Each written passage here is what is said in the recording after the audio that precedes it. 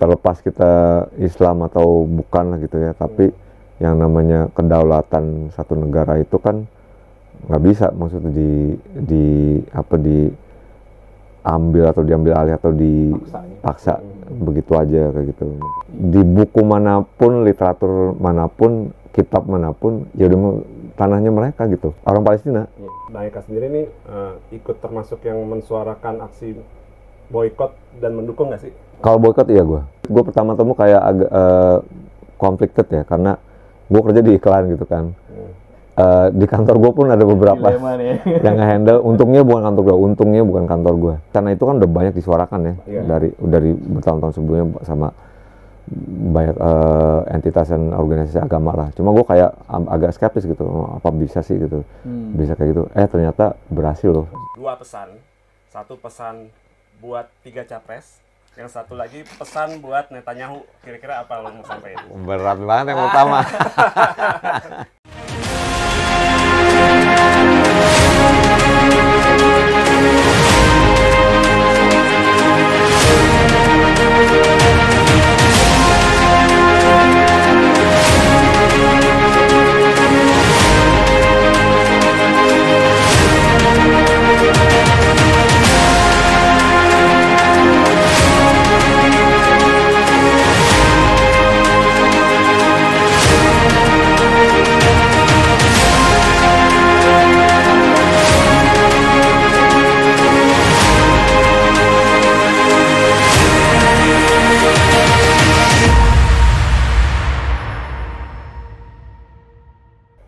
Assalamualaikum warahmatullahi wabarakatuh.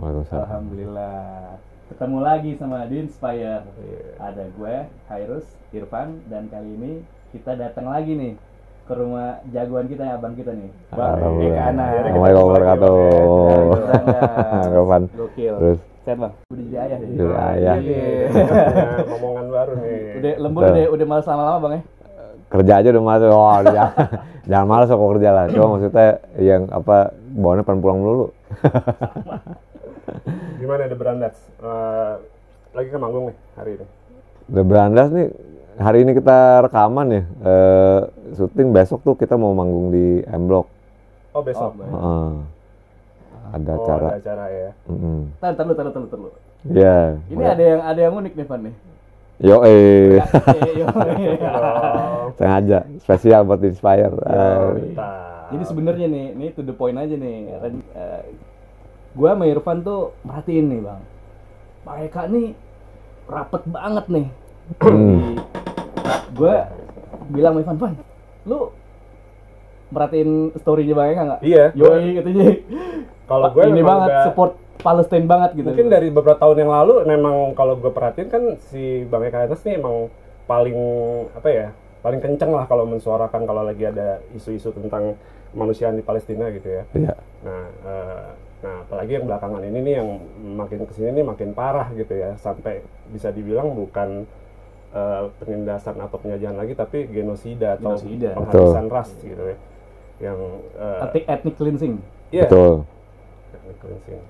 Sampai yang benar-benar udah nggak mandang lagi siapa teroris yang dicari atau apa, tapi memang yang dihabisin anak kecil, perempuan, dan ya udah nyata-nyata, udah nggak bisa ditutupin gitu. Iya, agendanya udah beda. Agendanya emang udah beda gitu. Nah itulah yang menarik, gue pengen tanya nih ke Bang Eka, gimana sih dari sisi seorang musisi gitu ya menanggapi isu-isu kemanusiaan yang sekarang tuh lagi berlangsung di Palestina seperti ini nih. Kira-kira kalau dari sisi musisi tuh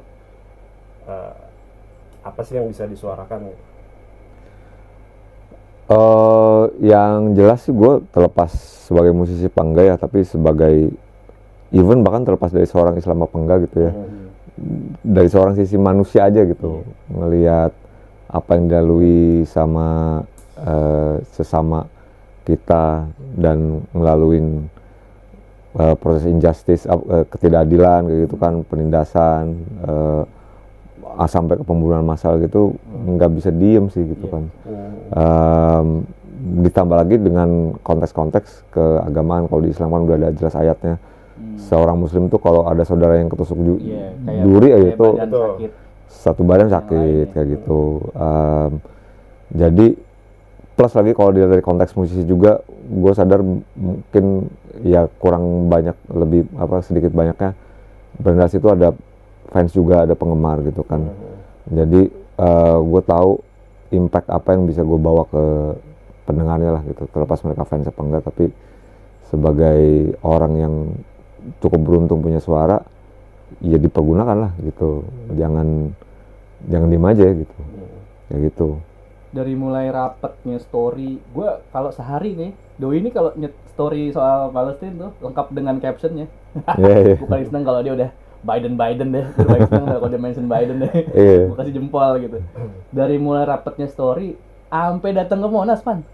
Nah, itu gimana ceritanya, Pan? Iya, kalau itu wujud nyata dari dukungannya lah, kayak gitu ya.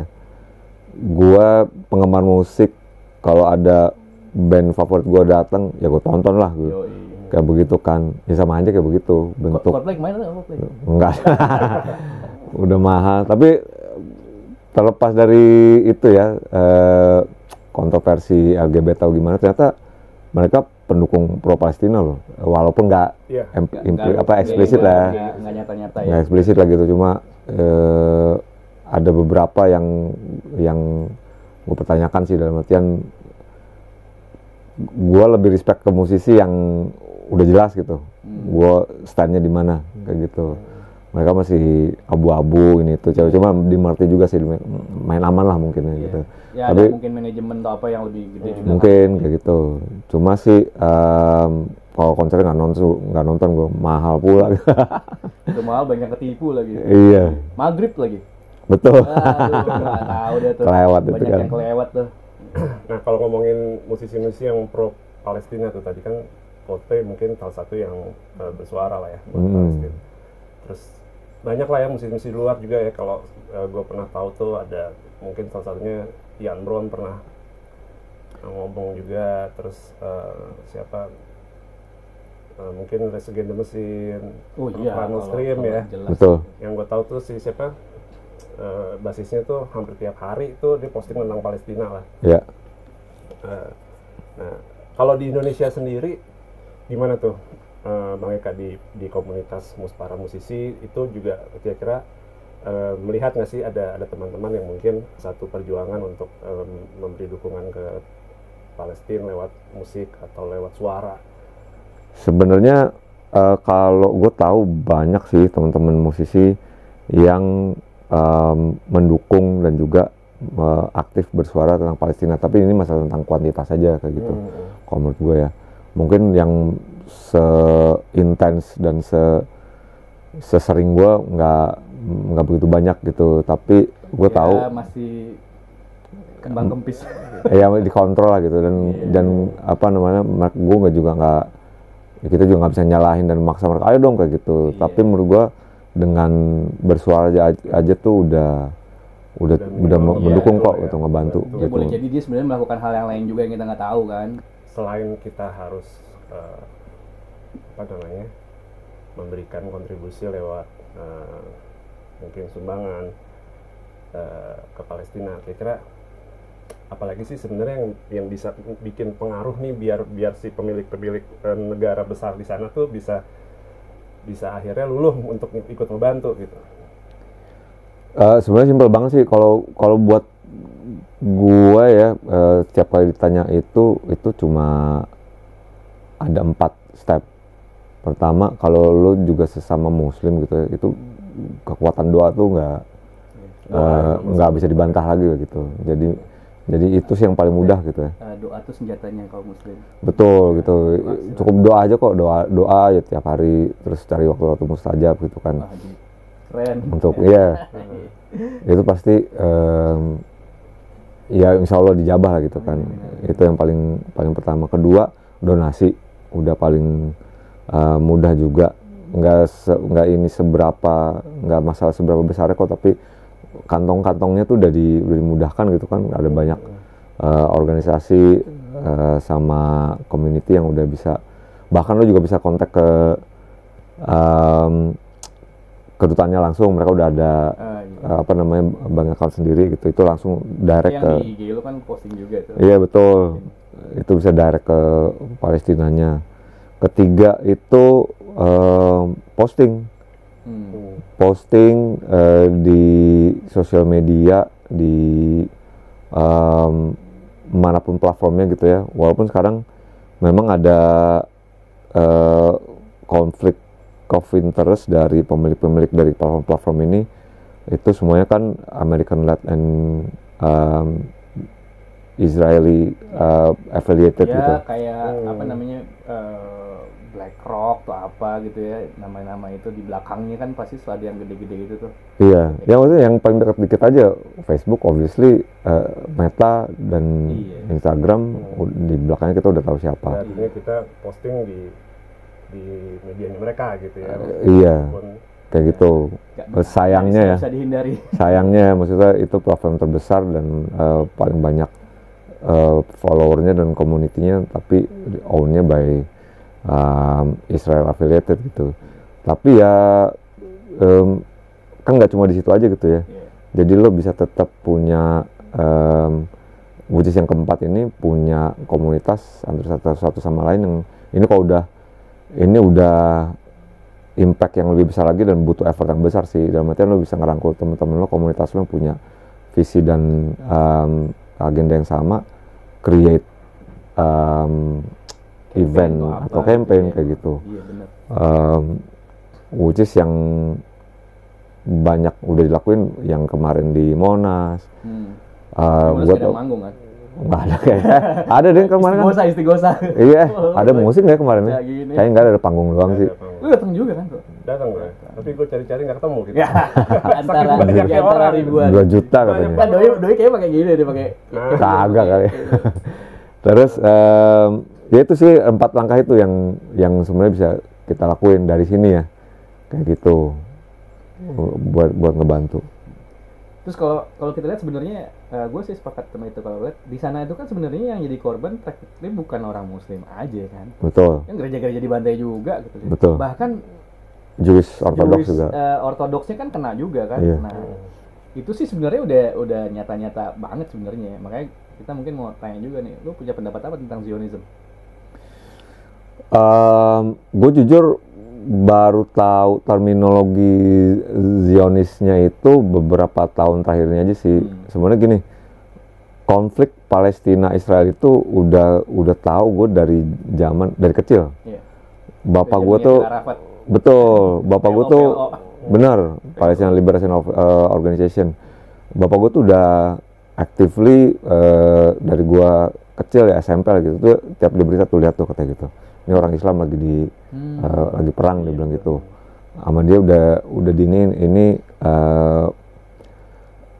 dulu juga mungkin dengan keterbatasan pengetahuan dari bapak gue ya gitu kan, dia nunjuknya ini orang Islam lawan Yahudi.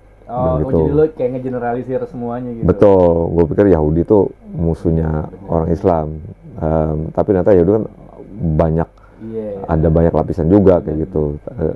Tapi yang udah jelas kita sekarang dengan mata terbuka, State of Israel lah yang ternyata jadi musuhnya gitu. Kalau Jewish sih menurut gua masih bisa digolongkan dan diperdebatkan lah gitu ya. Tapi bapak gua udah ngasih exposure itu dari kecil kayak gitu. Lihat tuh kayak gitu, ini orang Islam lawan Yahudi dulu gitu. Terus kamu mesti tahu nih perjuangannya lama kayak gitu. Dan terus diekspos, dan secara nggak sadar gue ngikutin berita itu setiap kali ada berita itu kan continuously kan. Cuma mereka berjalan dari tahun 48 gitu, dan makin kesini makin menyebar okupansinya, dan beritanya juga makin intens gitu. SMP SMA, tapi kok di tahun 2000 masuk ke abad 21 makin gila lagi. Apalagi tambah internet kan.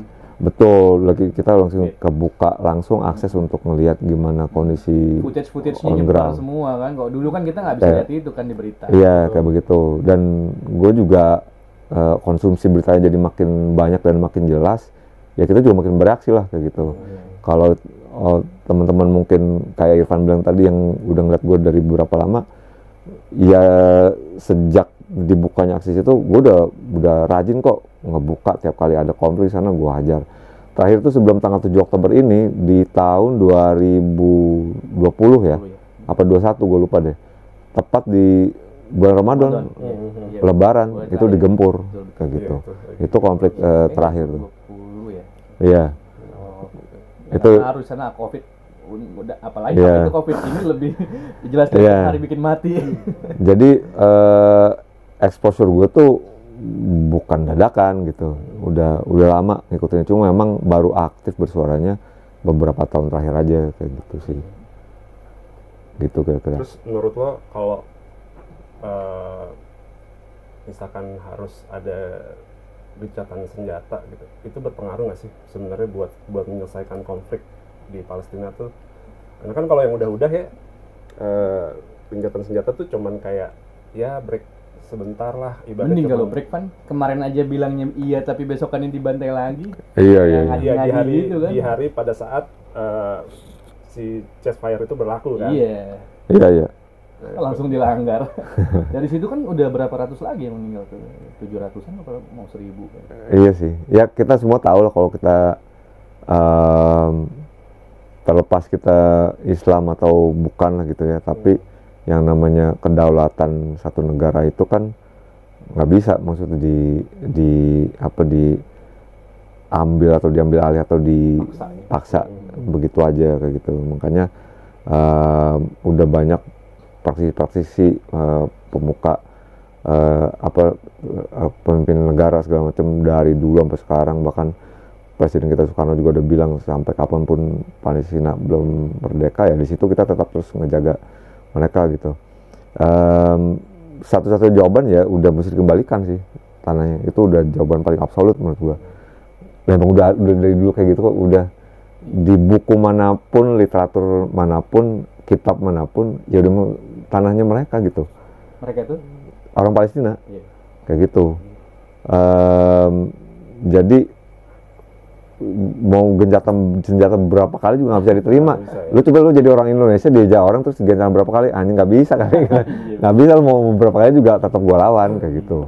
Ya coba yang ironis tuh kalau ibaratnya kalau di anak-anak tongkrongan nih, satu nih budaya Israel nih ada ngerese-rese gitu dibukin anak-anak nih. Cuman kok di sini nih situasinya agak beda nih politiknya. Jadi Liga Arab tuh kan terkesan kan justru malah ya ada yang ada yang enggak, ada yang kayak nggak peduli gitu, jalan-jalan aja negaranya gitu kan. Yang ironisnya itu, yang jelas-jelas di undang-undang kita itu kan nggak boleh bendera. Ya intinya kita mendukung penuh segala kemerdekaan lah ya. Di bahwa kemerdekaan itu adalah hak segala bangsa gitu. Dan salah satunya itu UUD ya. Kemerdekaannya si Palestina itu sendiri gitu. Ironisnya itu malah di Indonesia sendiri tuh malah ada yang ngibarin bendera Israel gitu. Sebenarnya menteri kemarin udah ngasih itu kan, gitu, udah ngasih semacam ultimatum lah kan gitu ya. Keputusan nggak boleh ngibarin. Sebenarnya gue sih lebih ngeliat ada mastermindnya sih sebenarnya yang pengen riding the wave lah ibaratnya gitu. Sekalian nih lagi sentimen agama seolah-olah kan digiringi ke arah situ gitu. Digiringi ke arah agama, akhirnya di Manado ribut kan. Iya, sebenarnya banyak misinformasi gitu ya. Maksudnya dan digoreng juga, Bang. Betul. Israel itu kan ada network juga gitu. Mereka juga punya network menyeluruh secara global yang dimana mereka mengalirkan dana-dana untuk buzzer-buzzernya lah. Masif dan terstruktur. Iya, walaupun kalah tetap kalah sih, nggak ngejar lah. Tapi ada juga yang pasti yang kemakan ke sini sih kayak gitu, lewat via isu agama lah gitu. Gue lihat banyak di lini sosial media berbagai platform, TikTok, Instagram, TikTok sih banyak pemuka-pemuka agama lokal bukan Islam tapi ya yang goreng isu itu gitu dengan gue lihat tuh satu tuh dengan ceroboh dengan banyak kali banyak gue ada satu sebelum dengan cerobohnya masuk ke perangkap itu gitu, dan ya diputar. Menurut gue tuh agak ceroboh sih ya, agak ceroboh dan nggak bertanggung jawab, dan kayak bahasa Indonesia itu sembrono dan agak bodoh sih gue jujur aja gitu, karena menurut gue nggak menukik ke apa namanya substansinya, knowledge-nya kayak juga. Seolah-olah malah percaya isu atasnya doang kan, seolah-olah. Iya. Tapi membenarkan dan membenarkan seolah-olah di sana boleh kayak gitu. Betul. Terus justifikasi seolah-olah semua orang Palestina tuh Hamas tuh konyol banget. Jadi tadi mungkin memang benar, memang ada dana-dana untuk agen-agen itu di sini untuk mensuarakan kebutuhan mereka kan. Nah kalau Eka sendiri nih ikut termasuk yang mensuarakan aksi boykot dan mendukung nggak sih? Kalau boykot iya gue. Kalau boykot mulai agak sulit. Gue pertama temu kayak agak conflicted ya, karena gue kerja di iklan gitu kan. Di kantor gue pun ada beberapa yang nge-handle. Untungnya bukan kantor gue, tapi gue kerja di satu network yang at least for now ya, gue nggak tahu berapa lama kerja di sana lagi. Tapi beberapa networknya megang brand-brand yang terafiliasi sama Israel gitu. Wah, kalau dilihat afiliatnya nggak bisa, lebar banget tuh. Lebar, iya. Sini situ kena. Iya. Jadi jadi gue agak konflik tuh. Ini mau ini apa enggak, cuma setelah semuanya wacana itu kan udah banyak disuarakan ya, dari bertahun-tahun sebelumnya sama banyak entitas dan organisasi agama lah. Cuma gue kayak agak skeptis gitu, apa bisa sih gitu, bisa kayak gitu. Ternyata berhasil loh di Maroko, di mana kayak gitu. Di sini aja udah banyak yang teriak tuh, marketing directornya kan, curhat kan. Gue bilang begini, gue ngeliat berita, ini kami di boykot, ya lo jualin aja sama yang nggak boykot, kan orangnya masih banyak katanya. Starbucks tuh anjlok rugi hampir 100 triliun ya, 170 triliun kemarin gitu. Iya. Sampai segitu. Terus ada yang tutup di Maroko sama di Maroko ya udah mulai tutup. Mesir juga, McD nol, yang datang nol. Iya. Jadi menurut gue berhasil sih, bisa, dan gue firmly, walaupun mungkin ada. Memang konsisten sih. Benar. Kalau gue ada masih keserempet-serempet atau slip-slip gitu lah ya gitu. Cuma ini kan yang udah obvious, yang udah obvious banget sih. Cuman kan kadang kita suka diserang sama orang-orang yang masih ngomongnya, tadi bilangnya masih skeptis, bilang ya lo boykot tapi ngangkat isu Palestina di medianya sono gitu kan, punya Instagram, punya Facebook gitu. Ya udah, kita dengan pilihan kita kan gitu. Ya enggak, jalurnya kan. Kalau menurut gue malah justru ini medianya dia, ya kita pakailah. Kalau bisa suara kita lebih banyak dari dia, kita lawan dengan pergerakan itu, kenapa enggak? Buktinya jalan kan tuh julid fisabilillah. Iya, lagi rame itu. Iya, maksud gue, ya emang kita kalau mau masuk menyerang sesuatu kan emang harus masuk ke dalam areanya mereka dulu. Iya. Kalau enggak akan bisa. Lu bikin manggung gigs fisabilillah. Nggak, tapi kalau emang ada kayak konteks ininya ya, apa istilahnya, perdebatannya gitu di situ, kenapa kita pakai media yang memang terafiliasi sama Israel gitu kan. Tapi menurut gue juga itu resiprokal sih, dalam artian mereka juga butuh kita kok, karena ads-nya, income yang mereka ini di situ ads-nya pengiklannya juga kan ngelihat traffic. Konten kreatornya nggak ada yang buat siapa. Betul, dari kita juga sih, dan plus juga walaupun mereka mungkin itu di belakangnya ada entity dari Israel gitu ya, yang terafiliasi ke sana gitu. Tapi mereka juga mesti tahu mereka tuh format platform jurnalisme gitu. Jadi nggak bisa memihak kiri atau kanannya. Mereka kan netral ngomongnya. Kayak gitu. Ya, kalau emang netral ya kita pakai kan gitu. Begitu, kan. As a what dulu. Pas nanti dia ternyata, sebenarnya paradoks juga nih gitu. Betul, ya. Bertabrakan kan, kayak gitu. Balik-balik sana lagi.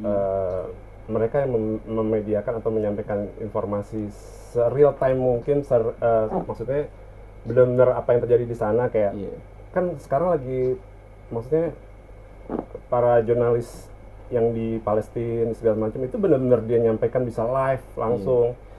Saat itu juga lagi ada bom segala macam, jadi kita udah nggak bisa tutup-tutupin lagi dengan propaganda. Tuh agak susah, mereka pusing sendiri jatuhnya gitu dengan media sendiri yang dia buat gitu kan.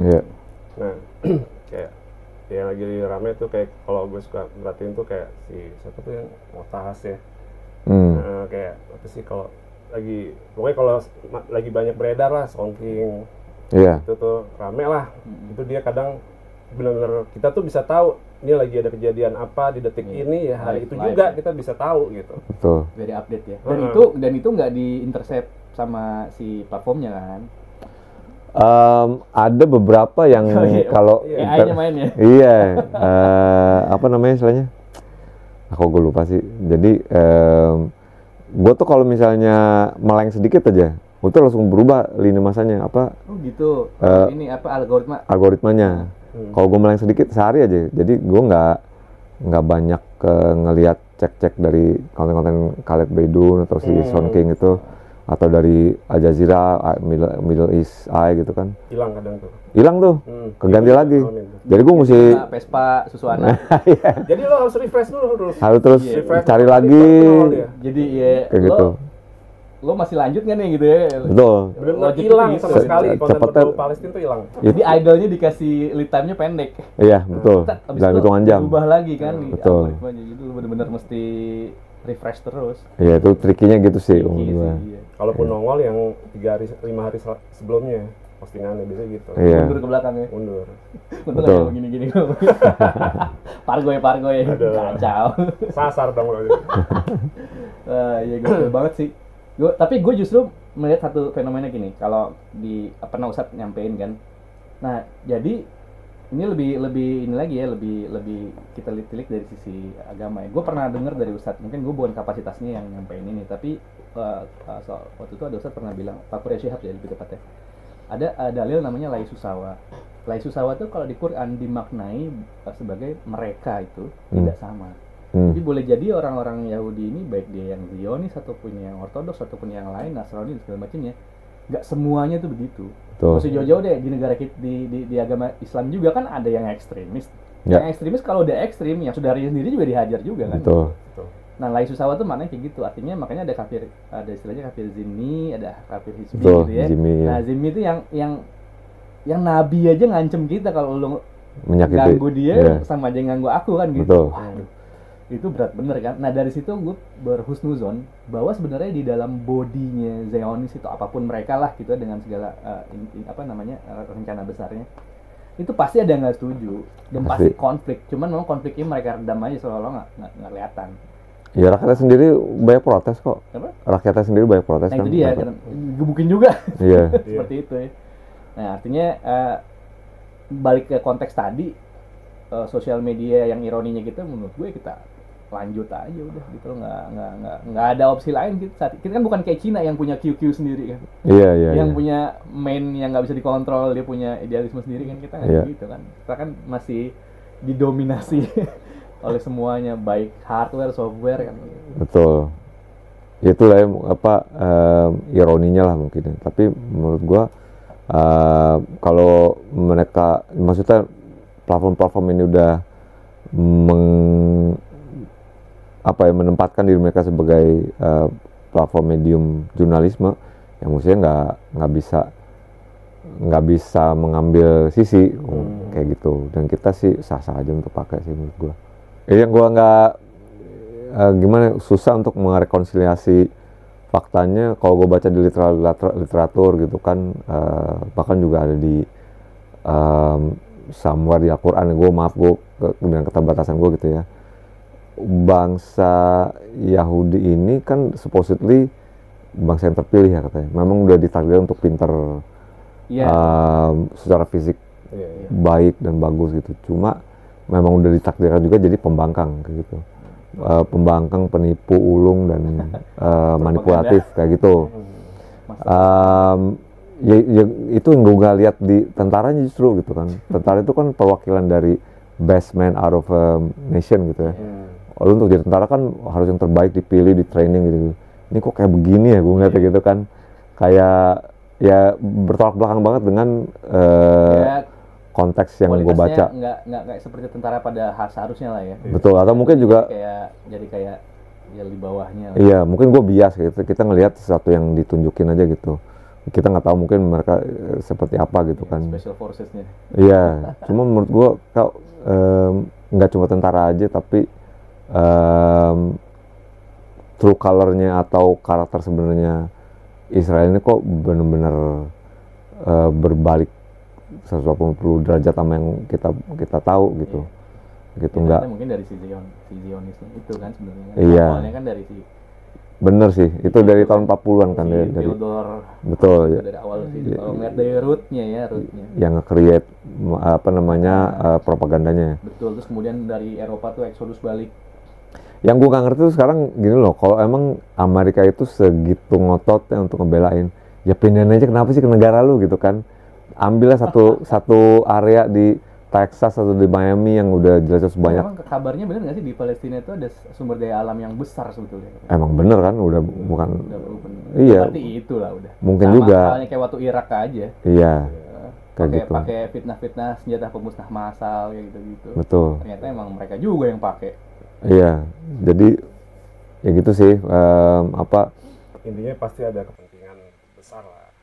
Ya objektifnya udah beda ya. Iya. Ya kita keep going lah menyuarakan itu. Kalau soal penggalangan dana menurut memang perlu nggak sih? Ya perlu dong. Perlu lah.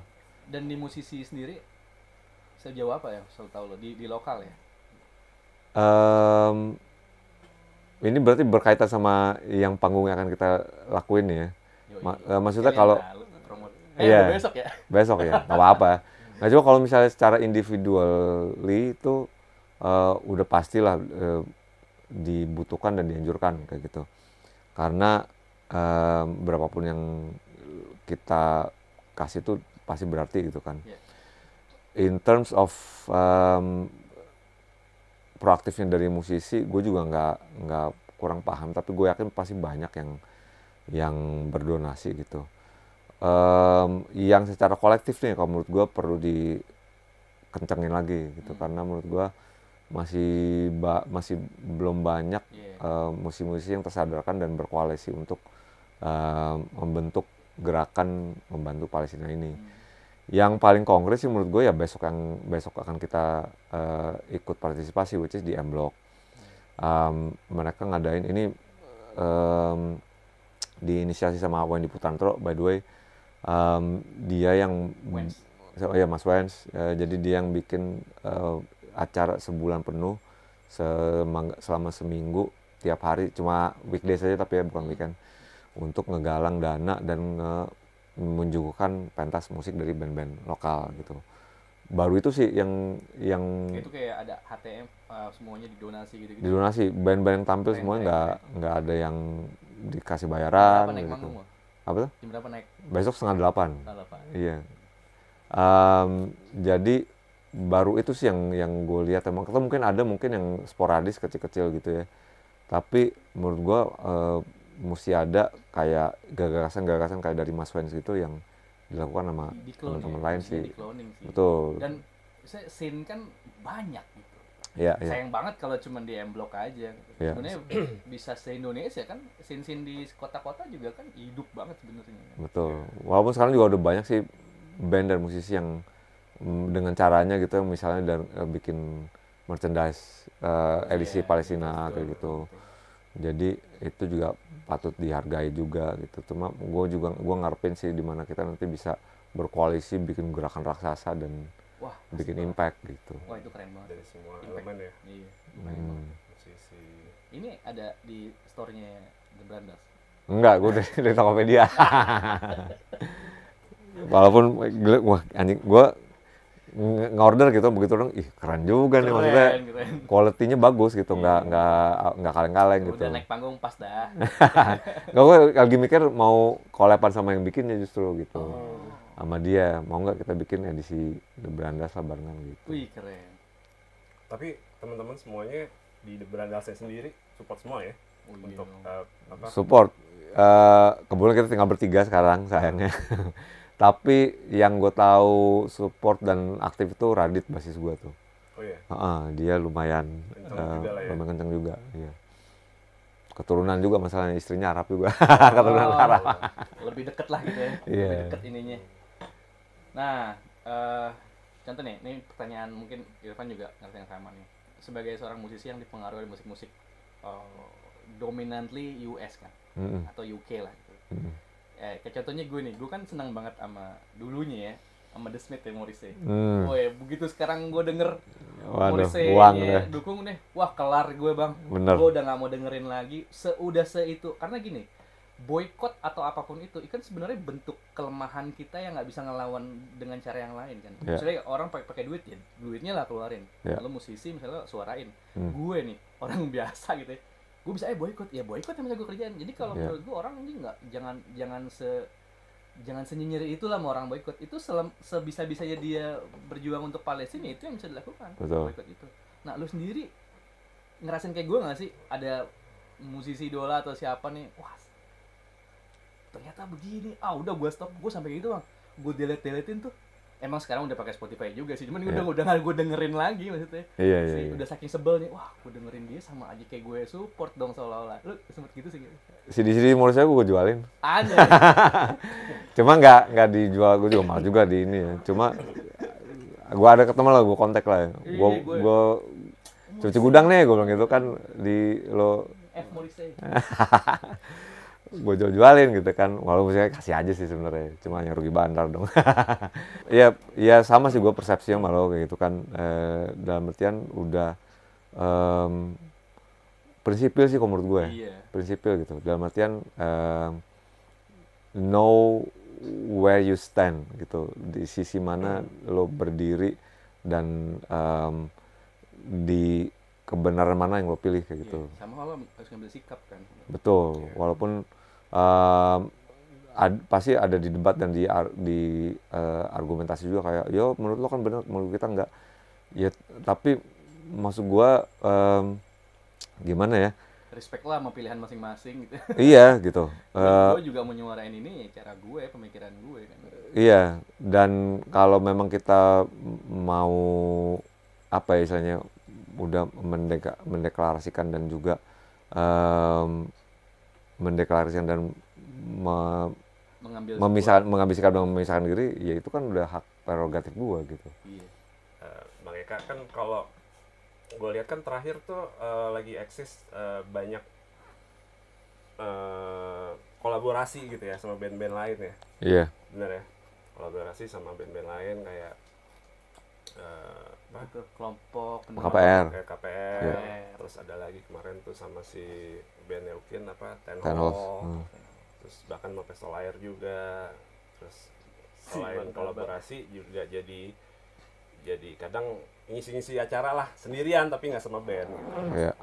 Itu memang Bang Eka yang masih pengen explore untuk cari sesuatu di luar, atau memang banyak yang ngajak nih gitu, karena mungkin gitu. Nih vokalisnya udah berandas nih, unik nih gitu. Yang jelas kalau kolaborasi sih udah dilakuin udah lama ya. The Brandas tuh, at least kalau dari The Brandas sendiri tuh di tiap album pasti ada kolaborasinya gitu, ngajak teman-teman gitu kan. Itu sesimpel pengen kita memperbagus karyanya dengan menghadirkan orang-orang ini untuk kontribusi skill dan kebiasaan mereka gitu kan. Dan juga kitanya juga pengen ya kayak sparring, nyobain bereksperimen lah kayak gitu. Tapi kalau gue sendiri pribadi sih ada beberapa yang kebanyakan gue diajak kayak gitu kan. Terutama sama teman-teman yang lebih muda ini gitu, mungkin karena mereka ngelihat kapabilitas gua, kompetensi gue sebagai penulis lirik terutama ya, kayak gitu. Makanya kebanyakan diajak untuk collab, nyanyi atau mengkontribusi lirik di materi-materi mereka kayak gitu. Jadi kalau misalnya aktivitas kolaborasi ini kebanyakan sih alhamdulillah masih dipercaya sama teman-teman ini, diajak untuk kontribusi kayak gitu. Tapi kalau apa ya, gue yang mengajukan gitu, gue sih sekarang lagi bikin proyek solo ya, proyek solo, dan itu gue yang inisiasi, dalam artian gue yang cari orang-orangnya, dikurasi dan diajak untuk ngebantu ngematerialize lagu-lagu ini gitu. Itu sih jadi yang jadi aktivitas sekarang. Kalau misalnya gue yang cari itu biasanya, atau gue yang propose itu pasti berkaitan sama proyek musik pribadi lah pastinya gitu ya. Tapi kalau dengan teman-teman yang lain ini biasanya mereka yang datang dan nawarin atau ngajak collab kayak gitu. Masalah isu Palestina nih, ada pikiran nggak sih bikin lirik lagu yang temanya tentang perjuangan di sana gitu, atau memang udah ada nih? Brandas, Ziggy Zaga, atau KPR? Kalau sekarang belum sih, tapi udah pasti nanti akan ada ya. Gue janji pasti ada kok gitu. Cuma kita kemarin tuh langkah konkretnya tuh kemarin sempat kolaborasi sama bukan musisi tapi sama seniman, Muklai namanya. Dia ilustrator, seniman grafiti, bikin kolaborasi merchandise lah ya, dimana nanti keuntungannya akan disumbangkan ke Palestina gitu. Kayak gitu. Jalan banget kan merchandise-nya. Alhamdulillah kayak gitu. Ternyata cuannya lumayan. Masih. Setiap kali manggung pasti ada yang offline juga gitu. Yang offline ada, kalau manggung buka lapak juga kayak gitu. Online juga kencang lumayan ya. Lebih banyak online sih main kayak gitu. Udah kan lo manage sendiri tuh terakhir ya kalau nggak salah ya. Apa tuh? Untuk merchandise lo manage penjualannya sendiri. Kita dari yang pertama semuanya self manage. Baik dari administrasi, bisnis, operasional, sendirian terus. Makanya impactnya kayak gitu, kayak kembang kempis, kayak naik turun bandnya. Tapi ya resikonya lah kayak gitu. Ya sambil jalan kayak begitulah. Ya enggak, maksudnya self manage aja bisa sebesar ini, maksud gue gitu loh. Gimana nanti kalau ada yang ngebantuin gitu kan? Iya. Mudah-mudahan lah. Terus ada rencana nggak sih bikin album lagi di 2024? Kira-kira mau ada plan-plan apa nih ke depannya buat The Brandas sama Bang Eka? Kalau The Brandas sih yang jelas lagi masih nyari drummer pertama, karena kita kehilangan drummer, terus nulis lagu lah pastinya. Tapi yang lagi bergulir nih sekarang proyek produksi album solonya kayak gitu, which is nanti akan lebih, buat gue nih album ini akan lebih personal sih. Jadi tuh genrenya Bang? Album solo berarti atas nama Eka ya, Eka Anas. Tapi lebih personal. Kalau genrenya sih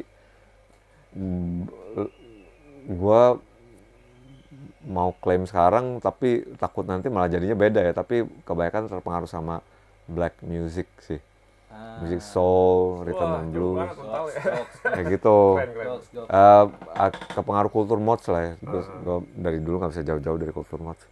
Jadi kayaknya directionnya akan ke situ. Tapi lyrically, secara tematik lirik lebih personal nih, lebih apa namanya, lebih bisa lo explore lebih dalamnya gue lah.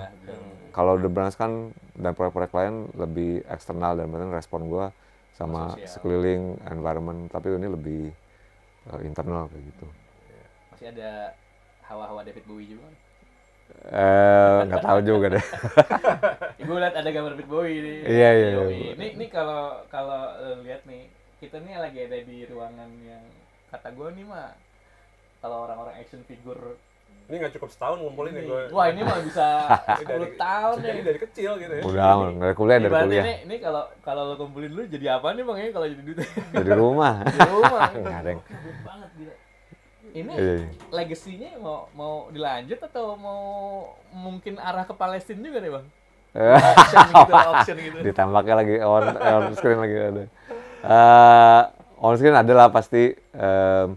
Gue sih gimana ya, ini gue sadar ini kebenaran yang gak mungkin gue bawa ke liang kubur lah gitu ya. Gue diingetin sama istri gue gitu, mas ntar kalau akan ditanya juga. Betul, ini dihisap gimana gitu. Gue sadar kok itu gitu. Gue udah bikin listing semua yang gue punya. Jadi gue dokumentasiin gitu. Harganya berapa. Oh, ininya kayak apa, detailnya. Jadi gue udah bilang ke istri gue, kalau sampai gue wafat duluan, gue bilang gitu, ini harganya pastiin lo either dijual atau disumbangin, gue bilang gitu.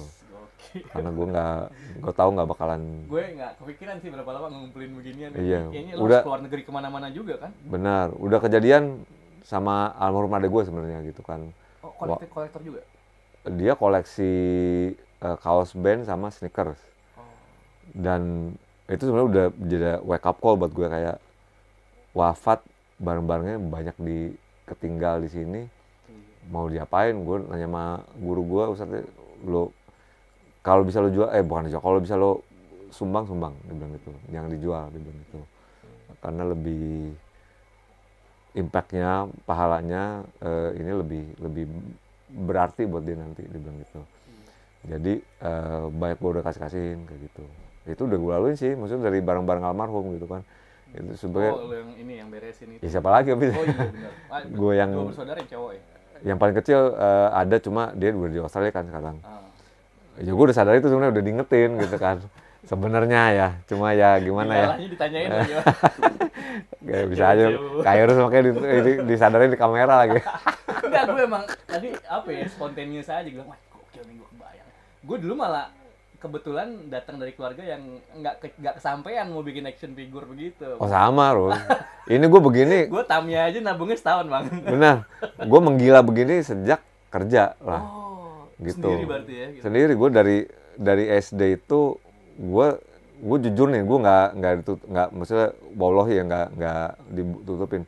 Lahir dari keluarga yang nggak mampu kayak gitu sih. Gue dulu tinggal di Tanjung Priok, tinggal di Matraman, di dalam gang. Bapak gue pekerja kerah biru biasa gitu. Untuk minta mainan itu setengah mati mintanya gitu kan. Iya, gue cuma ranking dulu. Benar, gue cuma ngiri ngeliatin teman-teman di sekolah yang punya mainan, teman-teman yang punya mainan di rumahnya gitu.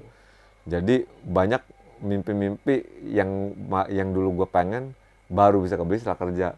Menggila gitu karena punya uang gitu. Ini contoh yang buruk ya, jangan ditiru sebenarnya. Jangan ditiru gitu. Cuma pembenaran gue adalah ini investasi. Nanti bisa gue jual lagi kalau butuh uang, kayak gitu sih. Tapi fase puasnya udah nyampe kan? Udah. Sampai titik, oke. Nah, untungnya lo nggak nyebut ini juga, semenjak ada si Ava anak gue, itu otomatis ngerem kok.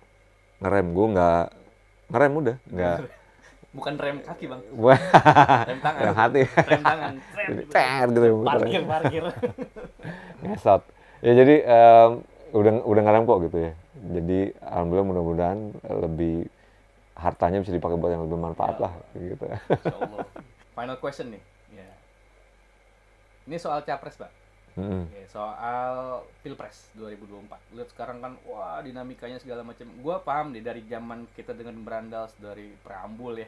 Gokil banget kan gitu ya. Wake up call banget sebetulnya tuh. Kalau yang yang budak mah budak aja. Sampai manggung di tempat demo ya. Itu dia. Gokil banget sih, belum ada yang sekeren itu sih gitu ya.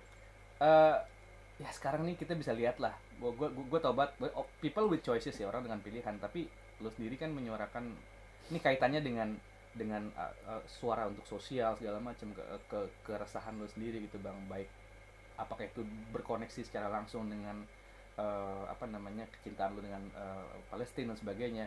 Lo melihat seperti apa sih sebenarnya kondisi sekarang nih secara ya ada dinamika dan kontroversi ya. MK lah, inilah, itulah, yang semua pasal diakal-akalin segala macam. Lu ngerti gimana, Bang? Ini dari sisi yang mana nih? Kalau dari kita sebagai warga negara, respon kita ke keadaan eksekutif dan legislatif gitu ya? Yes, pribadi lu sendiri. Kalau menurut gua itu pisau di belah dua sih. Ada aspek-aspek yang menurut gua progres Indonesia tuh. Tapi ada satu sisi lagi di seberangnya yang justru makin memburuk, even lebih buruk dari era Orde Baru. Kayak gitu. Soalnya kelihatan. Ya udah obvious banget, udah blatant banget gitu, kayak, dan apa ya, ya gitulah, UU-nya dibengkokin, di segala mana kayak gitu. Jadi menurut gua terutama with the upcoming election nanti ya, gue sih senang. Kenapa? Gue sebagai musisi nggak bakal habis kekurangan inspirasi buat nulis lagu protes kayak gitu. Selalu ada ya. Iya, karena menurut gue pribadi nih ya, ini 3 calon track recordnya nggak ada yang bagus sih. kalau menurut gue ya, frankly speaking kayak gitu. Jadi kita nggak tahu mau milih the lesser of three evil nih, mau yang mana nih kayak gitu. Terlepas dari mungkin ada pencapaiannya dan juga tiap-tiap individunya gitu ya, ada prestasinya lah pasti gitu. Tapi to be elected sampai ditempatkan sebagai pemimpin negara, menurut gue banyak rapot merahnya kayak gitu. Gue sih lagi nge-urgingin nanti untuk pendengar-pendengarnya atau pengikut-pengikut The Branas atau anak muda lah in general nanti ya. Mau bikin gerakan nanti tiap-tiap individu capres ini kan punya IG masing-masing ya. Dan bagusnya lagi kita di era sosial media ini kita bisa directly tapin ke mereka, nyolek mereka gitu kan. Gue mau bikin gerakan hashtag suara kita mahal. Karena itu yang mesti disadarin sama anak-anak muda ini. Suara kita tuh mahal lagi, kata. Atau suara anak muda ini lah ya. Bener. Mereka tuh mahal lagi gitu. Jadi jangan sampai hilang kesadaran itu dan jadi apatis dan gue malah nggak peduli sama sekali sama election. Jangan gitu menurut gue, karena satu suara tuh mahal banget buat mereka. Itu yang paling gue sadarin. Caranya gimana? Nanti menuju prior to D-Day election itu, gue akan urging mereka untuk ngirim satu message DM ke Instagram masing-masing capres ini, cuma tulisannya, kalau saya milih bapak mau ngasih saya apa? Itu aja sih. Dibalas nggak lo? Gue pengen tanya itu aja. Kalau sampai dibalas, kita tahu bukan mereka pasti, adminnya atau siapalah gitu. At least mereka peduli gitu. At least mereka ngejawab dan ngerespon. Di-acknowledge, we see you, gue ngeliat lo sebagai warga negara dan gue akan balas. Gue akan ngerespon lah gitu. Lihat aja siapa yang balas, kayak gitu. Di respon nggak lo, dianggap nggak lo sebagai warga negara kayak gitu. Kalau nggak dibalas ya jangan dipilih udah. Aku abis ini aku kirim. Itu. Biar ada waktu. Kayak gitu. Nanti dibalas apa enggak, di screen cap, post di Instagram story lo. Ini gue ngirim si ini nggak direspon. Ini gue ngirim si ini, walaupun gue agak salah ya. Di ultimatum 1 kali berapa jam. Iya ini blunder ya gue ngomong gini, nanti pasti mereka ininya pada kata kosong ngebales lagi. Cuma menurut gue kesadaran itu yang perlu, bukan intinya bukan balasannya, tapi kesadaran kalau tiap dari kita ini suaranya mahal gitu. Kayak gitu. Makanya berhati-hatilah nyari pemimpin yang kita pilih nanti gitu. Gimana? Jangan sampai salah intinya. Maksudnya ya benar tadi. Menurut gue bukan konteksnya bukan rapot merahnya. Iya, konteksnya udah bukan salah benarnya lagi sih, karena kalau misalnya pasti ada salah lah yang manusia gitu kan. Cuma at least the lesser of three evil tuh yang mana nih? Ya, yang paling banyak manfaat dari timbang mudarat. Bisa juga dari sisi itu gitu. Kalau dari sisi yang paling banyak manfaatnya yang mana gitu kan? Karena kalau misalnya mudaratnya sih udah pasti, bukannya kita husnuzon atau nyumpahin ya, tapi pasti adalah kesalahan lah kayak gitu. Benar. Cuma maksudnya yang bisa bermanfaat buat kita tuh yang mana gitu. Gue cuma mau nanya sih sebagai penutup nih buat Bang Eka nih, minta kira-kira lo mau ngasih pesan apa nih? 2 pesan, 1 pesan buat 3 capres, yang satu lagi pesan buat Netanyahu. Kira-kira apa lo mau sampaikan? Berat banget yang utama. Buat Netanyahu. Buat 3 capres ya. Gue tahu nanti kalau mereka akhirnya dikasih amanah untuk terpilih, itu sebenarnya mereka bawa baggage banyak sih, bawa beban besar gitu. Logistiknya dan juga beban-beban titipannya dari orang-orang di belakang gitu ya. Tapi just so aware kalau beban yang nanti beliau-beliau ini tanggul di belakangnya itu nggak sebanding dengan amanah 270 juta rakyat Indonesia kayak gitu sih. Jadi punya kesadaran itu aja sih, untuk mempertimbangkan nanti kalau misalnya mau ambil keputusan, bikin kebijakan, merilis RUU atau apapun itu. Karena menurut gue sampai sekarang berapa puluh tahun kita mereka dari tahun 45 belum ada figur yang pemimpin yang pro rakyat. Itu sih ada secara harapan lah individu ABC, cuma lama-lama ya kekorosi juga, ke bawah-bawah juga kayak gitu. Jadi menurut gue belum ada yang bisa dipercaya amanah full selama 5 tahun masa kepresidennya, bisa amanah ngejaga terus tuh belum ada menurut gue. Jadilah orang itu. Nah, itu. Menurut gue. Jadilah orang yang Nah, bisa. ada lagi tuh buat Israel. Aduh. Biden, Netanyahu semuanya itu gabung deh. Iya. Itu deh. Gue nggak mau ngirimin, mau ngucapin juga nggak tahu, nggak bakal kedengar, dan juga apa yang gue suarain pasti udah disuarakan sama banyak orang lah gitu ya. Cuma mungkin buat yang lihat di Inspire atau teman-teman yang nanti yang lihat juga gitu ya, know that our voice, collective voice terutama ya, yang udah tersatu itu impactnya akan besar juga kayak gitu sih. Ambil contoh kayak yang di Monas kemarin sampai 2 juta sekian hadir itu dan nyampe ke platform internasional kayak gitu ya. Jadi bersatu sih, kalau memang kita mau nuju satu orang, Netanyahu atau Joe Biden atau siapapun itu, jangan sendirian gitu. Ya sendirian juga sih nggak apa-apa, cuma maksud gua come with a collective force gitu ya. Rangkul teman-teman, komunitas, ajak bareng kayak gitu sih. Keren, thank you. Ya.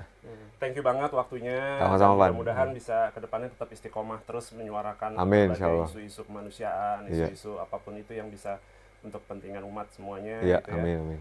Terus sukses juga buat karir The Brandals juga. Amin. Dan salam buat teman-teman semua ya. Iya. Siap. Oke. Thank you Bang. Keep up the good work. Amin. Oke, makasih banyak teman-teman Inspire. Thank you di Inspire. Lagi di kesempatan selanjutnya. Assalamualaikum warahmatullahi wabarakatuh. Waalaikumsalam warahmatullahi wabarakatuh.